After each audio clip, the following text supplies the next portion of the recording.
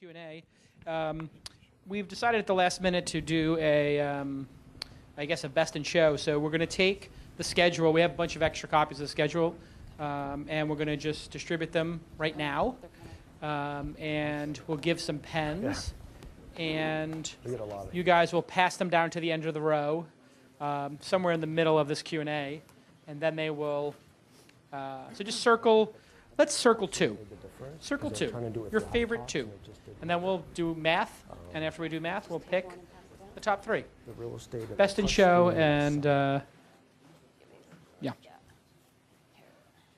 And some runners up or something. Maybe we'll just have three best in show or something. Yeah, that sounds right. Okay, awesome. So, yeah, just pass a bunch down. Awesome. Okay. Let's talk about enterprise for a second, because it's come up a bunch of times today. How is Apple addressing the enterprise in terms of, how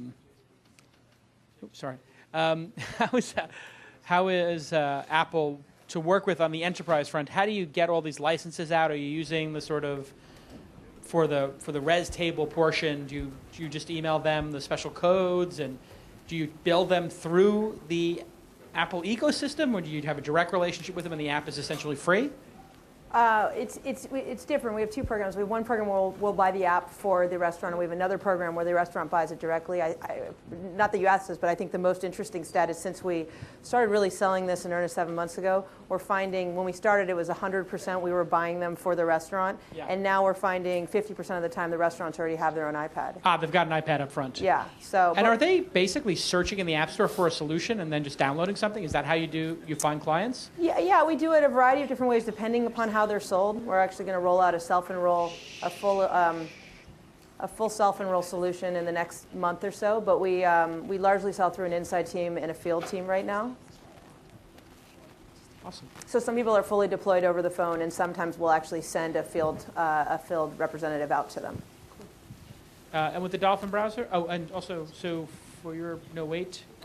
Yeah, we're actually kind of similar. We've sold a bunch completely online. What does it cost? What's that? What does it cost? So we have the same model. It's a subscription model. So it's free to download, and they have to set up an account, and we do a free trial and everything. And then so they sign up at the website, and they download the app for free? Yeah, exactly. Are they giving you any problems about that? Or Apple? And is Apple going to... I hope not. Yeah, I mean, is that... I mean, there's a lot of other models, like EHarmony. I mean, you guys would have a similar thing. Yeah, so let's talk about EHarmony. You're billing people actually through it for a subscription, and it's not a cheap subscription. It's $50 a month, right? Actually, it's more than that. I mean, we're closer to $60 a month, but we're actually billing through one-click subscription through iTunes. So okay. we did go the route of doing like a mobile web experience, and we were told by Apple that we had to have one-click subscription in our app. So we implemented it. So that means Apple's getting $18 of the $60 a month? Something like that. I mean, most people end up, we don't actually sell a 1-month subscription through our mobile apps. We actually started a 3 and a 6 and a 12 months. So it's actually closer to about $134, $140, and they're getting a third of that, or $200 or $250. Is that sustainable for them to get 50 of $150? Well, I mean, we're looking at the folks that we're acquiring via mobile, like as incremental. Because we get a lot of people through television already, and they just come to our website anyways. So if we look at them as incremental, yeah, I mean, I think we can... Well, but they're incremental now, but aren't they going to become the core? Young people are going to use this first, and they're going to use their desktop second, correct? Sure. That will happen. I mean, but at this point, I mean, even at those rates, I mean, we're still doing pretty good. I mean, with our high prices. Okay. With the Dolphin browser? Our browser is free, so right. We don't have that issue. Yeah. What is your revenue model going to be? Get bought by Apple? Maybe. Just the indirect advertisement through the Google search, etc. You get some search revenue share. And also, we haven't started for the iOS version yet, but in the Android version, we have a paid add-on as well. So that's what we have. Yeah. Okay, questions from the audience? And if the audience could keep the buzz level down, I know it's fun to vote, but it's a little distraction. Any questions with us? Here we go. Okay. Hi. Question for Urban Spoon. Is it Kara or Kara? Go by both. Okay. No, for Kara. It's Kara. Kara. For Kara for Urban Spoon. How? This is just because in our own development, how big was the shake for recommendation when coming up? I know this is the iPhone app, Right. and this is the Launchpad conference, but I'm just curious, how much is that gimmick, or how important was that compared to the data and the recommendations? Yeah, I mean, it's a gimmick. I mean, how Yeah, I mean, look, I'd say Urban Spoon has done well. The combination of, I think, a great experience and some luck, which we certainly benefited from the Apple commercials. I think the Shake gimmick was the Shake experience was one of the first apps that came out that leveraged the accelerometer. But at the same time, I'm constantly amazed by the quality of the recommendations that come out. So the algorithm's pretty good.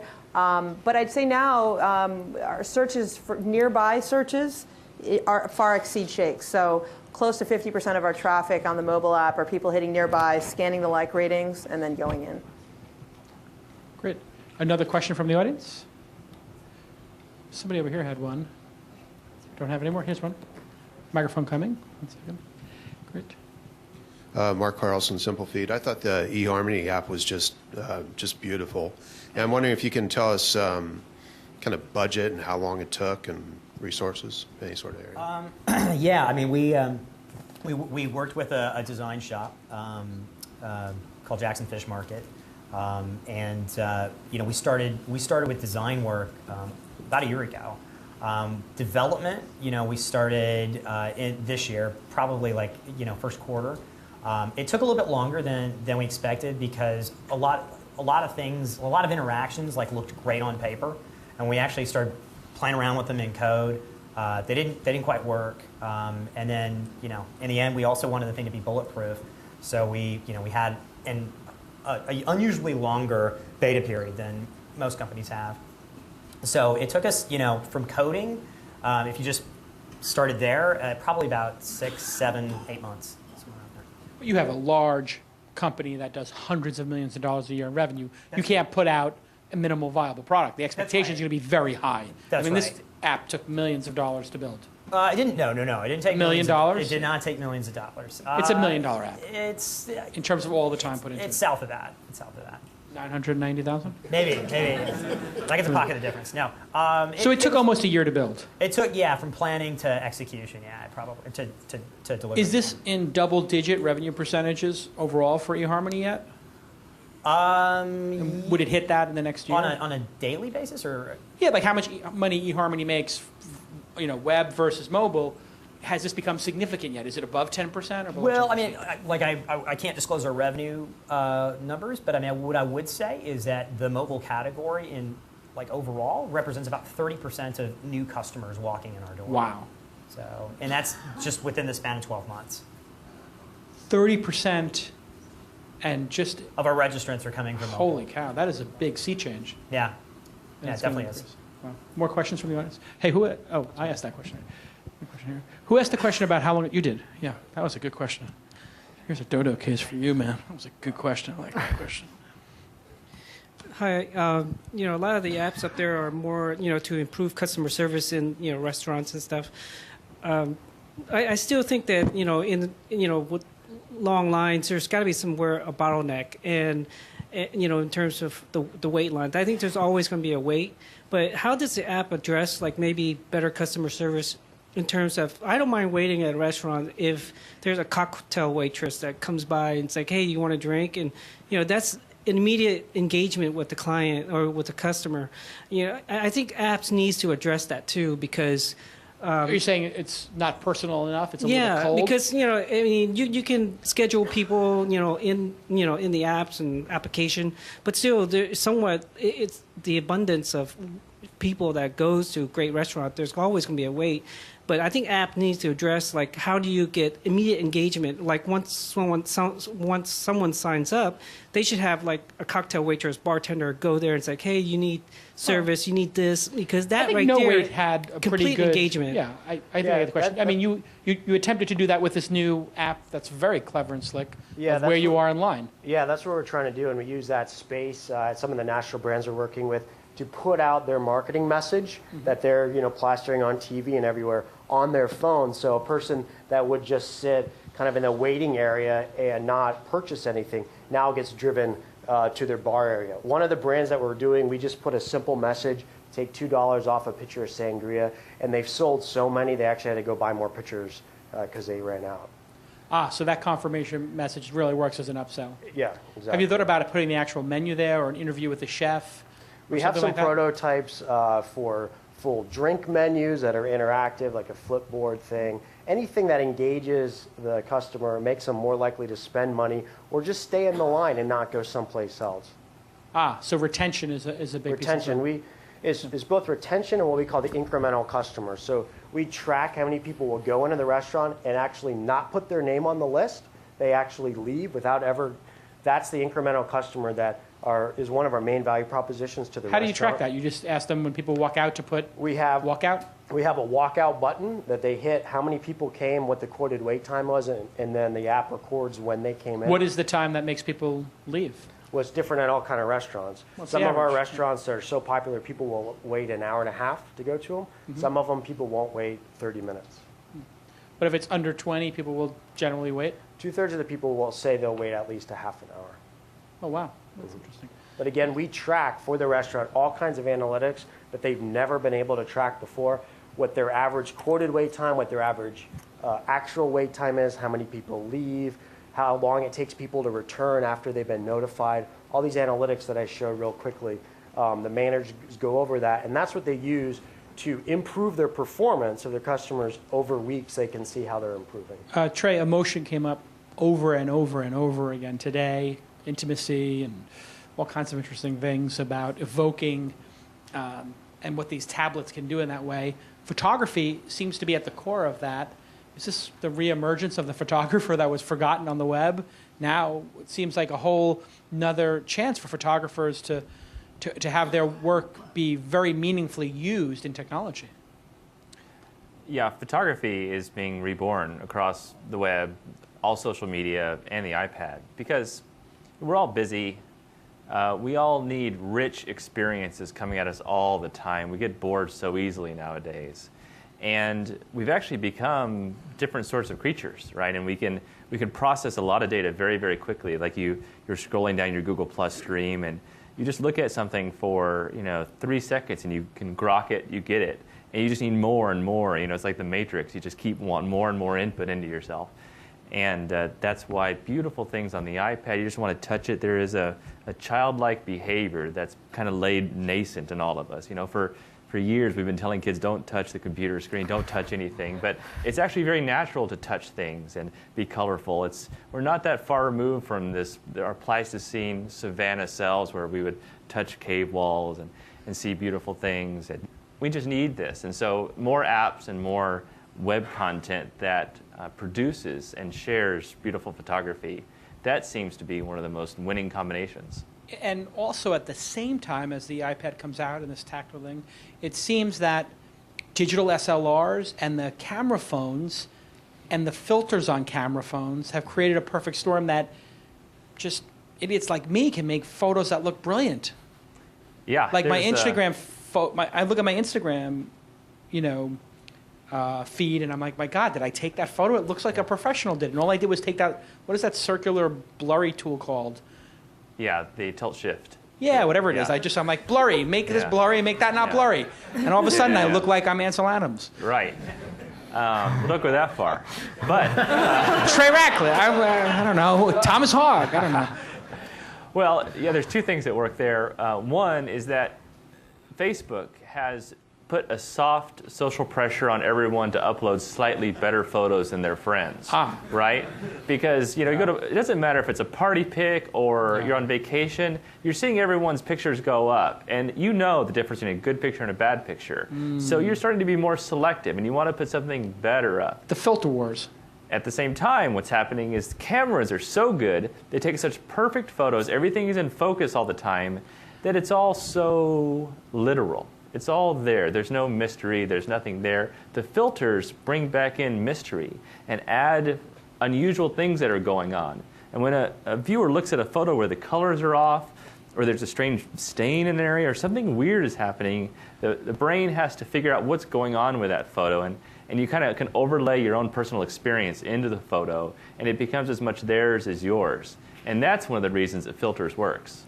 At this point, I am now taking pictures. Phil Schiller from Apple started taking pictures on Instagram with the paper camera.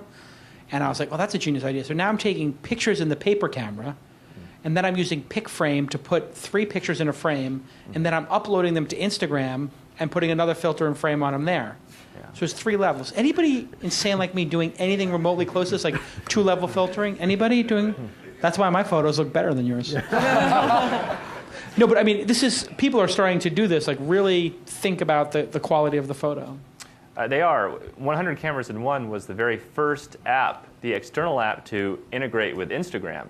Instagram forever was its own, silo. Sure. And then, I talked to the CEO. He was a fan or whatever, and we had this hook in 100 Cameras in One. So now, if you're tired of those Instagram things, you can have 100 new filters that feed into those, and you can layer an Instagram one on top of it. People just want more variety, and they love it. The little 5-year-old kid in them comes out again, and they can create nice stuff. And there's something very real to it. We all love it. Yeah. I know it's sort of been a rebirth for a lot of the content sites out there that they've rethought everything. Like, how do we make images a bigger part of the design of everything that's being done? Certainly Flipboard is driven by this, as well as with social networks. Has everybody given in their votes, by the way? Yes. Last call? Last call. Don't vote more than once.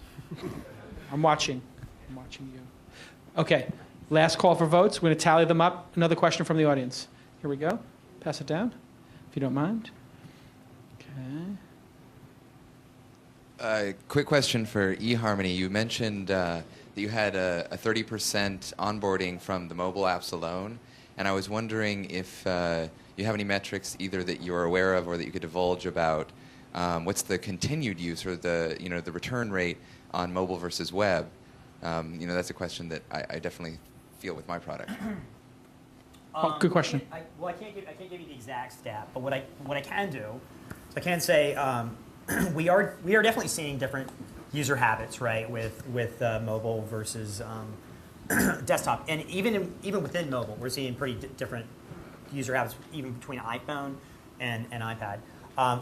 iPad users tend to look a lot like our desktop users, and in that they're logging in for longer sessions. They're logging in for like 10-minute sessions, 12-minute sessions. Our iPhone sessions tend to be 30 seconds, 45 seconds. Someone's checking a match.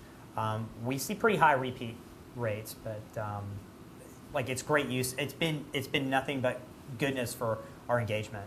Well, I mean, are you able to say whether people on board on the website and then do their casual browsing on their iPad?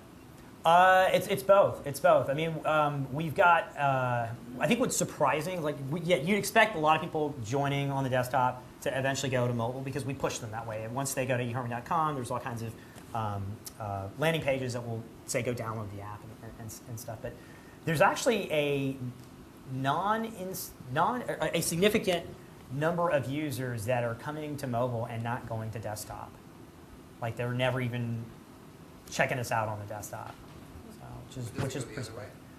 Yeah, I mean, of course, yes, we have a lot of desktop users that never go to mobile. Is that what you're asking, or? I meant the desktop users that end up going to mobile. Yeah, do desktop users go to mobile and then don't come back to the desktop? We haven't seen a huge cohort do that. I mean, I think if you're a desktop user and then you use mobile, it's usually mobile is going to supplement your usage on desktop or vice versa. Question for Dolphin. Apple wasn't so open to putting browsers into their platform. You guys waited and waited. They finally acquiesced. No, for us, actually, we've heard about it before. Actually, Apple was pretty friendly to us. We talked to a couple of the Apple guys, and they were saying that, we welcome third-party web browsers. Competition is good. So at least we got a pretty positive message from them, and they were very cooperative. But originally, they did say the opposite. I've heard about it, but we have not felt it. You didn't have it. Yeah. Were you ever featured as an app of the week, or have they promoted you in any way? So we were at the moment, I cannot disclose it, but we were in discussion. Yeah. But you've never been app of the week, or anything? Not yet. Not yet. No. But maybe someday. Yeah. That'll be the interesting tell, is if they do. So what we learned in the Apple is we consider it as a big it is one big company, but depending on a specific geographic region, they seem to have a pretty different. They're a pretty localized company in the sense that we have a pretty big presence in Japan and Korea. They are more open to certain things than they are on the U.S. headquarters side. So that's the one thing that we learned as well. Fascinating. Yeah. Questions from the audience? Another question? We have one all the way in the back corner.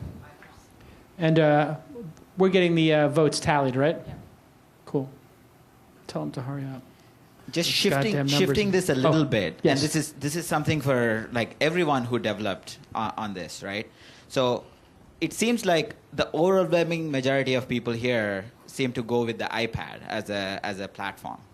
And what could the iPad do better? What could Android or Windows, when they come out with the slates, do better for you? Like what is missing?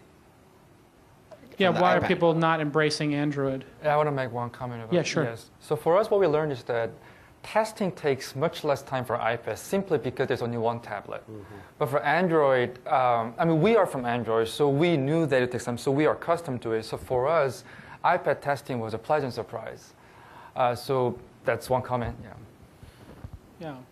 Yeah, we had the same experience. I mean, if you do Android on the consumer market, it makes sense.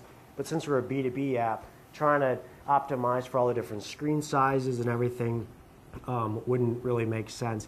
And the other thing is there's a big ecosystem around accessories for iPads. So we have cases and locks and mounts, and that has just never developed for Android because there's so many different varieties and form factors. Does it need to develop more standardization for Android to be able to compete in tablets? Should Android say, this is the screen resolution, these are the 2 screen resolutions that are supported for, tablets, and we want everybody to stick to these 2, and if you don't, you're, part of the non-standard group? I don't think it's just the screen resolution. It's like the size of the device and everything that people can't make cases standardized that can go around them. Again, for us, for the enterprise, I think it's different than the consumer. Our app manages the front of house in restaurants, so it's got to work. It can't crash. There's no, hey, that didn't work. People will get very upset if they lose their waiting list and all their customers. This is why I believe Google will be a hardware company in the next year. And they bought Motorola, and they're not going to divest the hardware. They're going to do exactly what Apple's doing, just like they did in OS, just like Apple did. Everybody thought they wouldn't do it in mobile OS, right? Or OSs at all. That was even a question. How many people think Google will become a hardware company like Apple? Anybody agree with me? I mean, they did one, the Nexus one, right? They did like a little experiment. Yeah. It's going to be very interesting if they do. The Chromebook was done as a partnership, though, right? It's not their hardware. Samsung. No, it's not branded as everybody else's. Yeah, I think that they're going to... Android just can't compete in this market against them. And if Amazon can make a tablet, and they're a commerce company, why wouldn't Google be able to? Is anybody from Google here? I know there's a couple of Google people here. Can you give us the answer? It's not your passion. All right. Any more questions? I just had a quick follow-up. Okay. It's a little too much Phil Donahue, you walking around with the microphone. That's my job. I'm going to have to insist that you stand in one place if you're going to ask questions, all right? You're much too good at it. You're like walking, and you're getting people to agree with your opinion. You're developing the question as you go. I like it. Keep going. I work at it.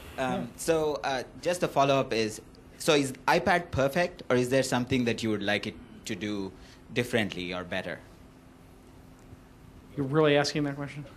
All right, guys. How perfect is the iPad, and is there anything that would make it more perfect? It's a sort of rhetorical question. But, yes, Jason, it's perfect. Faster, more beautiful. I don't know. I mean, like faster, more beautiful. Yes. I would say like I'm looking forward to having like a higher resolution screen, and being able to really have graphics that look like some of the photographs you see on like a big widescreen monitor, right? Yeah. Probably more API. What's that? More API. More API. Yeah, a little bit more access to the core things. Okay. Very interesting. I have the votes. Should I just read the winners? Winners, as you voted. In 4th place, and I think we'll make the top 3 best in show. Okay, is that the way to do it? Best in show is the top 3, or should best in show be the top 1? Best in show is 1, and then can you do jury prize? No, because I go to Sundance and there's always like everybody gets the Palme d'Or or whatever. Like, okay, so we'll call them jury prizes for the second two, and then the first will be. But you're not really a jury. How about audience award? Audience award. Audience award, yes. Okay, so third place with the audience award was Dr. Chrono. Big round of applause with 20 votes. Audience award number 2 was Trey Stuck on Earth with 22 votes. Congratulations. And the best in show with 54 votes was Condition 1 by Dan Fine. I think I agree. These were the three of the best presentations. Hey, today's been wonderful, and it couldn't have taken place without my very dedicated staff, including people like Tyler, who prepared everybody. What you don't realize is everybody came up to me in the hallway and said, hey, this stuff was so awesome, it's so tightly produced. That's because Tyler meets with each of the companies for half an hour.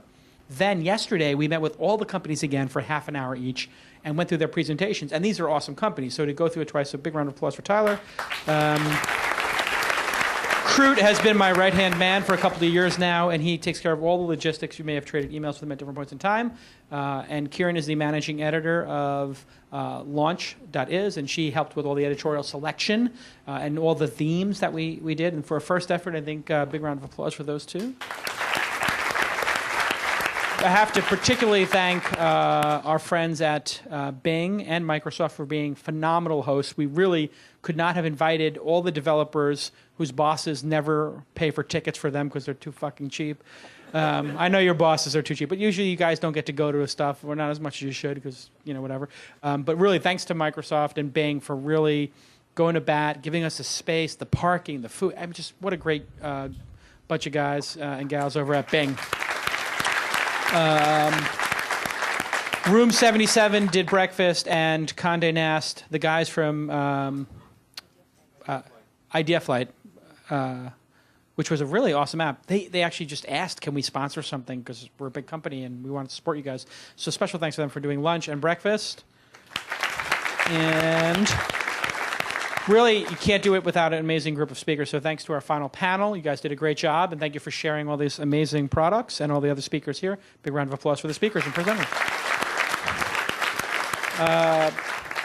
Only one ask of you guys, which is if you enjoyed the event and the format and you have any feedback, Jason at Mahalo for feedback. And if you wanted to tweet or blog about the event, that is always helpful for us. Just let me know. Email me the tweet and I'll retweet it. And in November, we're going to do Launch Social here. What day is it? November 29th? November 29th, the day after my birthday, we're going to do Launch Social here, which will be one day of social apps. And then based on the value of this, if we did another tablet event, would you guys come back in 6 months? If we did it in 3 months, would you come back in 3 months? No. Okay, 6 months is the right number. Okay, hey, take it easy, guys. I just want to know the right interval, man.